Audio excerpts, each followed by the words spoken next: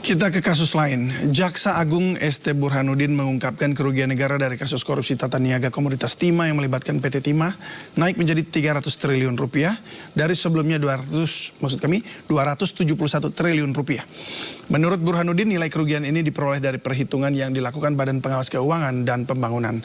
Lembaga tersebut baru menyerahkan hasil perhitungan kerugian negara terkait kasus korupsi timah kepada Kejaksaan Agung pada Rabu pagi.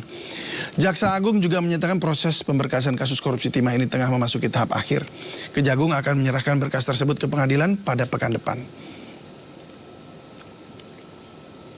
Saya kedatangan Kepala BPKP dengan acara tunggal adalah penyerahan hasil perhitungan kerugian negara untuk perkara timah.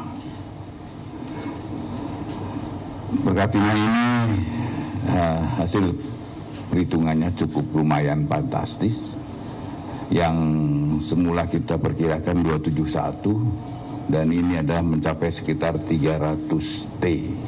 Perkara timah telah memasuki tahap akhir pemberkasan dan diharapkan dalam seminggu ke depan, sudah dilimpahkan ke pengadilan. Sementara Kejaksaan Agung menetapkan mantan Dirjen Minerba Kementerian SDM Bambang Gatot Ariono sebagai tersangka kasus tindak pidana korupsi tata niaga komoditas timah di wilayah izin usaha pertambangan PT Timah. Direktur Penyidikan Jaksa Agung Muda Tindak Pidana Khusus Kejagung, Kuntadi, mengatakan penetapan Bambang sebagai tersangka dilakukan usai pihaknya memeriksa 4 saksi pada Rabu pagi. Menurut Kuntadi, meski telah ditetapkan sebagai tersangka, pemeriksaan terhadap Bambang Gatot Ariono masih berlangsung hingga saat ini. Kejagung belum memutuskan terkait penahanan Bambang. Bambang dalam kasus korupsi tersebut mengubah rencana kerja dan anggaran biaya 2019. Total ada 22 tersangka dalam kasus tindak pidana korupsi tata niaga komoditas timah.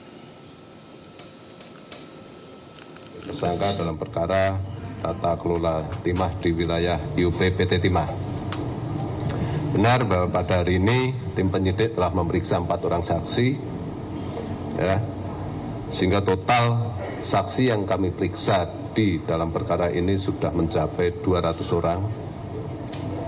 Salah satu dari 4 orang tersebut yaitu BGA, saudara BGA, berdasarkan alat bukti yang cukup, kami tingkatkan statusnya sebagai tersangka.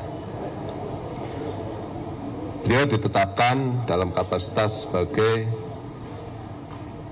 Direktur Jenderal Minerba Kementerian SDM periode 2015 sampai dengan 2020.